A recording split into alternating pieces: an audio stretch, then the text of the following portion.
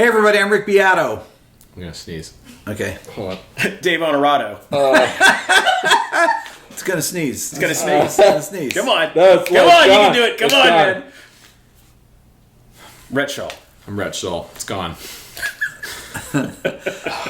Are we rolling with that? Yeah. Just go Okay, ahead, man. on today's episode, we're going to talk about how the internet has changed music.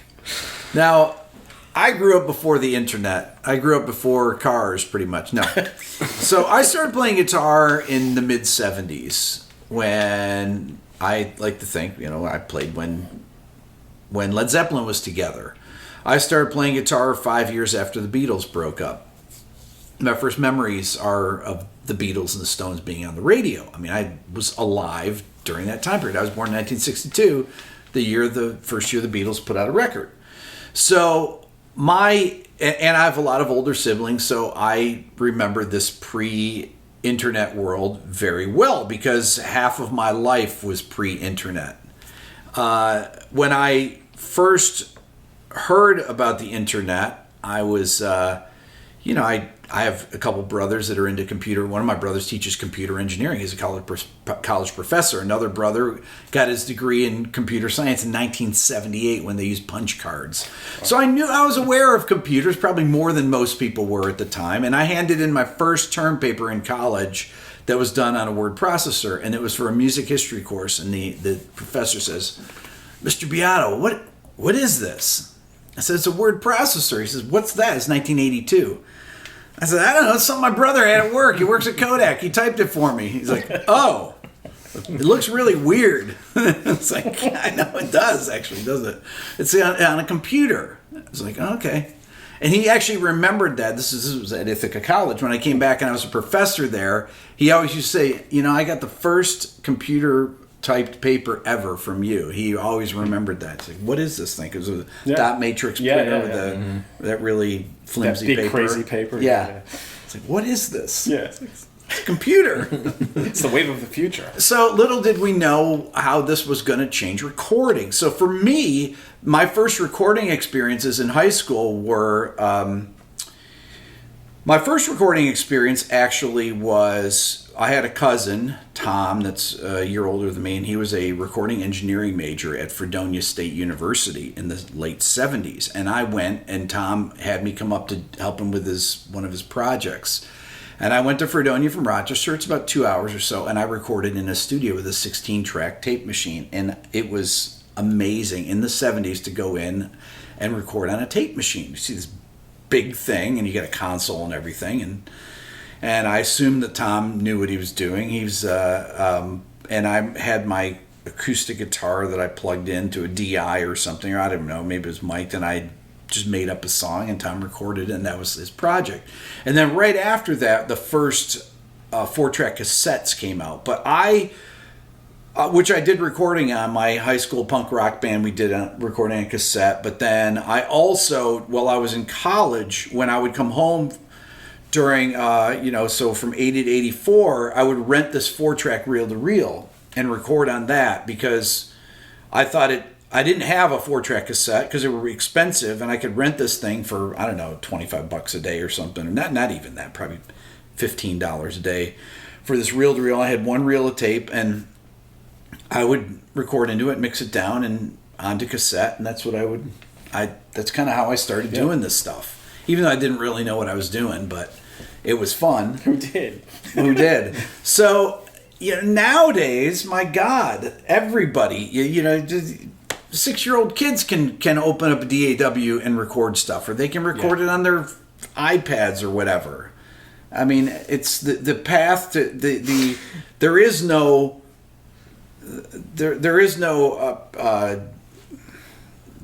like, you can get into recording so easily nowadays that I feel that people put things out way before they're ready to.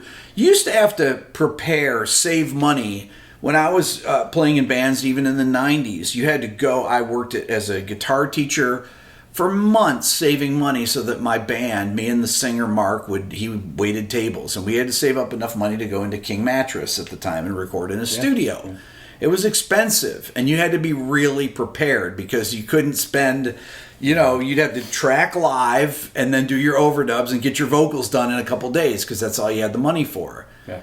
And you couldn't micro mix it for 3 months or anything and do the things nowadays. Everybody, not only can they do that, they can make videos and put them on YouTube, for example. Exactly. Of their songs. So it's a very, very different experience that I had versus even Dave, who's a little less than 10 years younger than me. Yeah, I mean, I started playing guitar in the late 70s, so I was like 8 years old, and it was like 78. So I remember the early 2-track machines. My father had a TIAC. We had a home reel-to-reel that we used to play music on, but what I figured out was you could record into it. So it was a 2-track machine, so I remember my dad showing me how to load it and how to take care of it. And so what I would do is I put a rhythm track down and then I'd play over it. And so that was really cool for a long time because I didn't get a Porta Studio till the 80s. But I did get one later, and that was the greatest thing ever because you had 4 tracks. Yeah. Or however many times you bounced down and you could still sort of audibly hear what was going on. But Not very well, though. No, it was horrible. But so I started on a 2-track TIAC in the 70s, went to the Porta Studio in the 80s. Then my first real experience in a real studio was I had a band here in the early 90s and 91 that we went into a place called Triclops, which is no longer here in Atlanta, but it was a huge studio that needed console, studio machines. It was we cut all kinds That Dave of stuff. then ended up working at. Yeah, my band went in there to cut, and the head engineer and owner at the time, Mark Richardson, heard me play guitar, and he was kind of like, man, who's this 18-year-old kid who knows all about this vintage stuff? And so he literally hired me on the spot after nothing became of the demo, nothing became of the band or whatever. So he said, well, what about you come work for the studio? Which I was completely dumbfounded because that was really the first time I'd been in a major studio. I'd been in one other studio, which was called the Church Studio in Tulsa, Oklahoma, that Leon Russell had in the 70s, cut all the Clapton and Freddie King stuff and Tom Petty's first record. We'll talk about Triclops, about who recorded there. Yeah, so I went into Triclops in 91. And the first session I got to work on, we ended up working on, was a Driving and Crying, one called Smoke. But then the next record was actually Smashing Pumpkins' Siamese Dream. Right after that we did Hole Live Through This. Then we did COC Deliverance. We did Warren Haynes' first solo record, which was the year before that. And then the last record, right up to the last record, was Swamp Ophelia by the Indigo Girls. And then we did... there was a band that came in, but I had left, but it was Brother Kane. But it was a great band. Yeah, right. And so and a lot of local bands in between. Yeah. So those were the biggest ones. But we did a lot, and Yngwie Malmsteen and a few other things. But so my crash course was I walked into a $1 million studio at the time and was like, okay, what do I do now? So I luckily I learned really quickly, and I had a couple of really good teachers there. There's a guy, Jeff Tomei, who's a great engineer in town who still works, phenomenal engineer, producer. And between him and Mark Richardson, I really got blessed with 2 guys that were incredible. And Mark was a really dear friend of mine and Dave's. Yeah, I mean, I can honestly say, I mean, he was one of those guys that just, as far as a mentor, I couldn't have picked anybody. It was just, he was so good as an engineer, as a producer, as a musician, and his ears and everything. I really learned how to hear things right from him, and it was always the subtle things. It was never. It's always the stuff that you can't teach somebody. You either kind of know it, And I hate to say that, but it kind of is true in some aspects. And so during those 5 years, to me that was like I at the time was actually going to Atlanta Institute of Music, which was GIT at the time, but then it changed over. And I had my guitar teacher was Jimmy Herring, and so I had a succession of people that I had gotten in my crosshairs that just was incredible later on that I still can't really believe it. And all of those guys, what I really learned from all of those guys was. Trust your intuition. Trust you. Don't just do something because somebody says it's good. If it doesn't sound good to you, then you need to make it sound good to you, and then you're on the right track. So And there I learned about 2-inch machines. I had to clean them. I had to tear them down and do all the maintenance on them. And right before we left, it was just starting to get into like the digital end of things. Pro Tools had just started. Mark called it Slow Tools. Yeah, Slow Tools. and he hated it. Mark hated it, and so he was strictly old school, and he kind of basically got out of it after that. So the studio closed a couple years later. And then I went on later to play with different people like Zach Brown and Sylvain from the New York Dolls and just all kinds of different people. But all of the technology in that recording era was interesting because your band came in to cut. And that was kind of the real heyday. I mean, that was really the heyday of that studio. Yeah. And unfortunately, what really got lost from what I can see with the digital end of things is that everybody got so reliant on the computer. Yeah, and fixing things and not worrying about takes. Right. Don't worry about the mistakes. We'll fix that. Oh, we'll just punch that in. Oh, Right. Or we'll edit that. We'll tune that.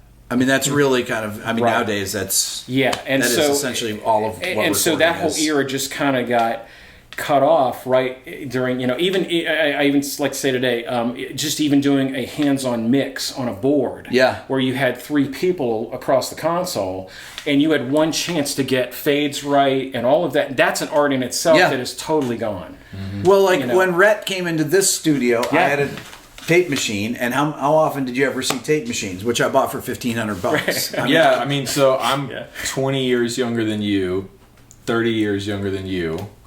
And actually what's interesting is my story, how I got into this is remarkably similar to yours. Graduated AIM. Yeah. Right. My teachers were Carl Culpepper, Steve Rick, Trey Wright, all those guys. Yeah. And right after graduating AIM, I was playing with an artist and came here to cut a record. And that was really my first time ever stepping foot in any kind of recording studio ever. And it was like the world of Oz to me, man. Like it was awesome. So spent 2 weeks, whatever it was, on that record, and then I asked, like, hey, I asked you and GL, would it be cool if I just kind of started hanging out around here just to learn this stuff? And then that turned into an internship, then that turned into a bunch of session work and engineering, and that turned into the gigs and the people that I'm playing with now, and There were people that came in and worked with me, and then I made Rhett play on their stuff, and then he got the gig. And then he would call me for stuff too. I remember doing a lot of sessions. So I would have both. I didn't have to call Rhett because he was here, but Dave, I would call Dave. Hey, come in and play guitar solo. I would get sick of playing on stuff. I hated hearing my own playing, and it would get boring. So that was always the case. I said, let me guess, you're sick of playing. He's like, yeah, just come over and play. I would play on records, and I just say, I don't want to play on this thing. This is going to sound. I know what it's going to sound like, and I need somebody else to do it. So I would say, Rhett, hey, listen, I'm going to go out and get something to eat. Can you play something here? The first time I had you do it. Well, no, there would be times where most of the time you would sit, and I learned, if I could cut with him in the room, I could cut with just about anybody, because it was like, you have 2 takes. You have 2 takes to formulate the idea and execute it. And if you can't do it in 2 takes, give me the guitar. I'll just do it. I don't play. But it was. What are you playing that for? Give me the guitar. Yeah. Don't double the third. I'm not going to toot my own horn, but when he would call me, he goes, just come over here because I know you could probably do it in 1 take. I'm like, okay. And 9 times out of 10, I would. But the trade-off to that was I got really good at recording. Like it eliminated that red light syndrome for me, which was great. But yeah, I mean, it's getting like with the tape machine and stuff. I don't know how to cut and splice tape. I don't know. I have run a few tape sessions here, but the way we did them were like hybrid sessions where we were only tracking drums and bass to tape, and we would do a full take and then dump it into Pro Tools and edit in Pro Tools. So that's the limit. We'd edit between takes, so we would use maybe, might be up through the bridge in one thing, then we'd use the bridge from another take, and then we use the ending from another take, or something kind of like they would historically, even, because you would edit sections like that. That was not uncommon. Even editing mixes from the half inch from masters, they take a bridge from one, they just splice them together, different versions. Yeah, so for me, my experience in music has always been in the digital age and in the internet age, and the reality is, I see a lot of good in it only because I didn't experience what it was like in through the 70s, through the 90s. But for me, it's like I have a career because of the internet. Even before I was on YouTube, like the artists that I play for, were able to book tours and book studio time and stuff because they had social media followings and had people come up with shows and spin their stuff on Spotify and iTunes and everything. So in that regard, I think, the internet has changed music in a really positive way. And the fact that like we can track something in this basement, put it together, and in the matter of hours, people on the other side of the globe can be... Hours, minutes. Right. Yeah. Like, after it's done and put out, people all over the world are listening to it and consuming it and being influenced by it. Like, that's huge. And it also has opened up the door for people to do things themselves. Mm-hmm. Like, you don't have to have a record label anymore. Or a huge record budget. deal. Or any... Yeah. I mean... Yeah. Yeah. You don't have to have $400,000 to go make a record. If you have the skill set and some decent gear, you can do it yourself. There's nothing worse than having a record deal. Like, I had a record deal, and we worked with a producer that was drinking all the time and wouldn't show up at the studio half the time. And the studio time was $2,000 to $2,500 a day. And you had your budget, and it kept ticking down. And he wouldn't show up. We'd record with some assistant engineer. Then he'd come in and he'd erase all the stuff, and it was a complete nightmare. And you would always be thinking, oh man, we're on the clock. The pressure of being in the studio like that. That's why I was always on rep, because I wanted to simulate that, I wanted to be like that. Like, come on, man. You sure it Time is wasn't money. just because you were impatient? And Well, here's a perfect example. Could be that too. Working at Triclops, Billy Corgan got a really bad rap of kind of being like, a real jerk. He was in that same situation. In the middle of Siamese Dream, his band was kind of falling apart, and it was up to him and Butch, the producer, to really do that record. And he became a tyrant because he knew this is coming out of my... Did he play all the bass parts on there? Yeah, Dave can't talk about it. Anyways, but it's just let's just say it could be a Corgan solo record for the most part, but same exact thing. He was on the clock. They were over budget. They were all kinds of, and it it was $2,000. However, you had to get it done. You got it done. $2,000 a day, man, and it was like whether you had to get stuff done. This is why producers use session drummers, because very few drummers were Jimmy Chamberlains that actually were like session drummers and could come in and play the stuff as well as a session drummer. He was a session drummer. So you'd see people like, in the 70s, you'd see Steve Gadd's, Vinnie Colaiuta's, and Matt Chamberlain's, and then you'd see Josh Freese and people like that throughout the years. If you saw their name on the record, them being thanked, you know that they played drums on the record. Anytime anybody was thanked, they wouldn't necessarily be credited, because the labels didn't want to break up the bands, but a lot of times the drummers would quit. The original drummers would quit because they didn't get to play on the record. This was very common.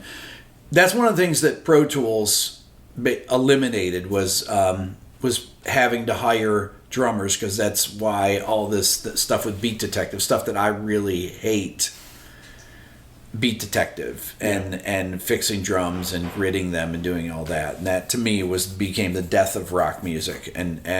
But the other side of that is I wouldn't be here talking to you if it wasn't for digital recording, because when I was in my band, we got a Digi 001, which was the first Digidesign consumer version of Pro Tools.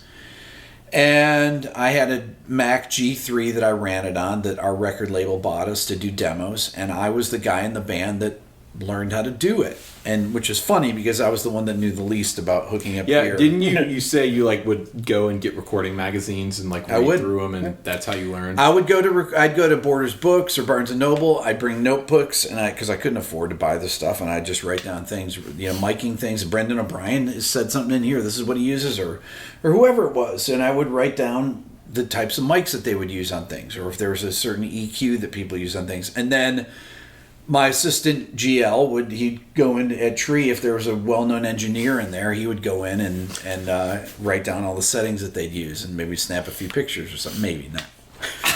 I'd say, hey, go in there. Can you get some pictures? Like, there'd be some. How are those cabs mic'd in there? What are they using? Yeah, and I would literally just do that. Well, I had this guy Ben Gross that produced Filter, and Ben was a great mixer and was a producer in the early mid '90s.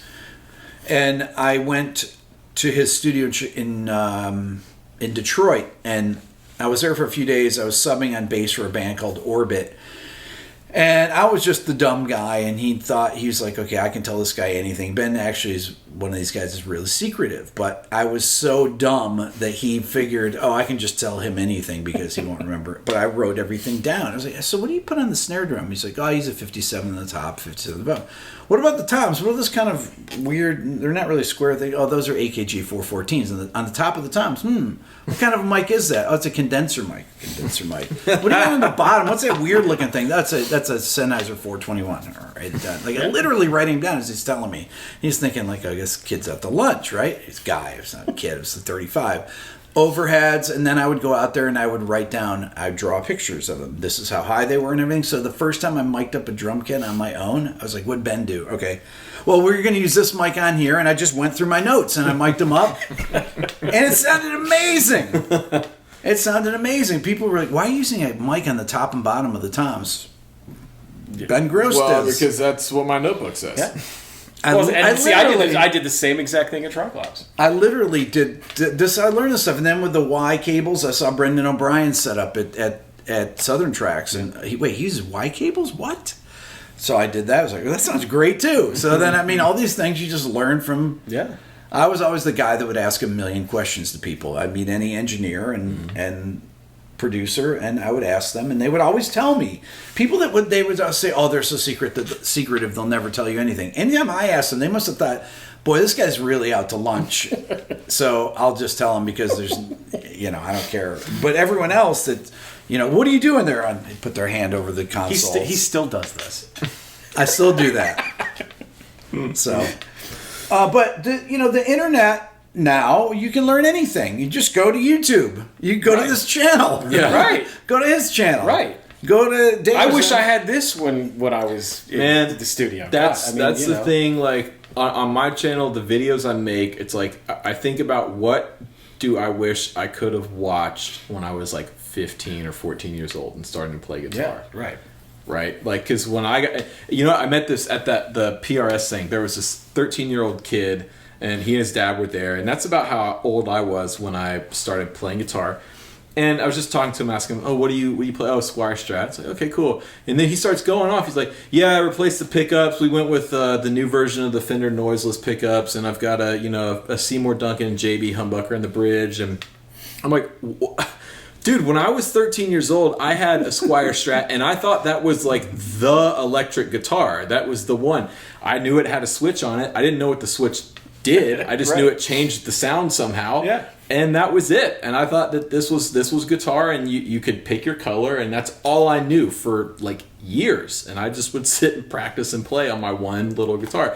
This kid, because of the internet, because of things like YouTube, he's already like, I've got a Boss Katana amp right now, but I want to get a Marshall. I'm looking at like a 50-watt Marshall. I'm like, oh my God. And then my son Dylan was down here just a little bit ago, and I said, Dylan's 12, so you're younger than this kid, and he's like, listen to music. I don't listen to music. That's awesome. I was like, what are some of the songs you like? And I asked him about guitar. He's like, there's no guitar music anymore. Yeah, it's like, do kids listen to guitar music anymore? No, not really. They listen to rap music.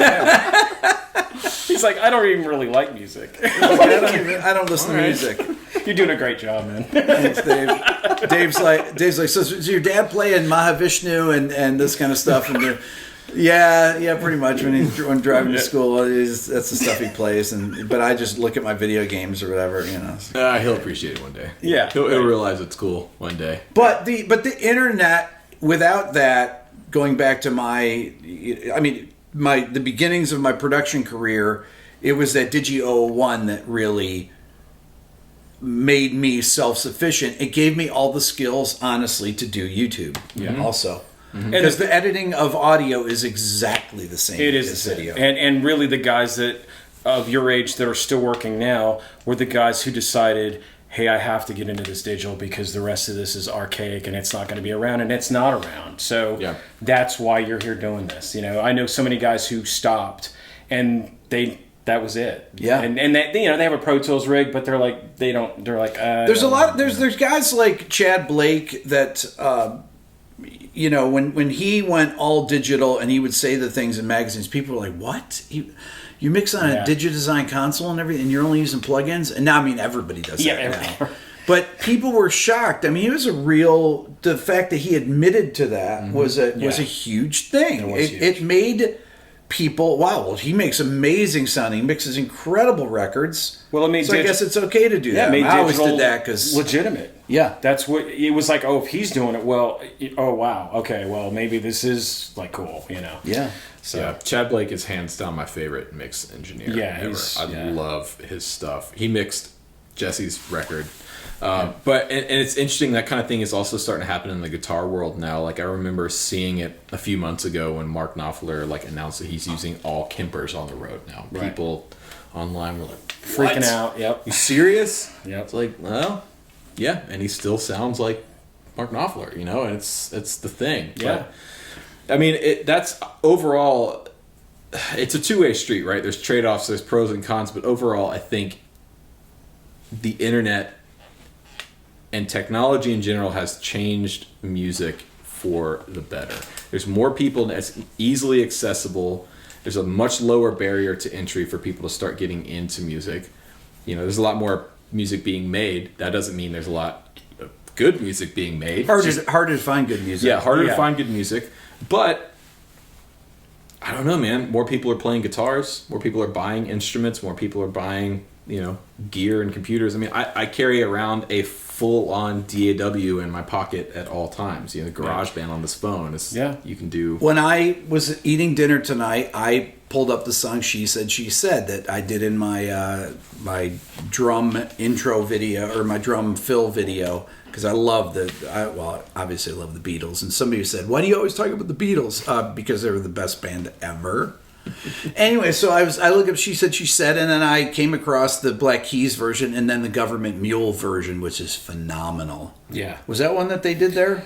Or was that after that? That was after that, but he was they had been working on that song on and off live for a while. Yeah. So yeah, no, and that version is honestly, I mean, I like it as much as the original. It's really, really well done. Yeah, it's really very, well done. very smart, and the guitar solo in is incredible. Oh, it's cool because it's a power rock trio version of it, right? You know, but it's old school power rock trio version of it, you know. And of course, he's singing amazing. I mean, now I would never have known about that if I didn't know that Government Mule record. I would not have known about that if it didn't list it when I typed in "She Said She Said." I was like, "Oh, Warren Haynes, dude! I have to listen to this." Yeah, I was like, "Wow, this is good." Yeah. We cut his first solo record, Tales of Ordinary Madness, at Tricops, and I wasn't in on that session. I was at the tail end of that, but that's one of my favorite records out of the whole studio. I mean, I went back and listened to it a couple weeks ago, and it's not Government Mule. It's a little more polished. Chuck Leavell was in on it, and a lot of great players.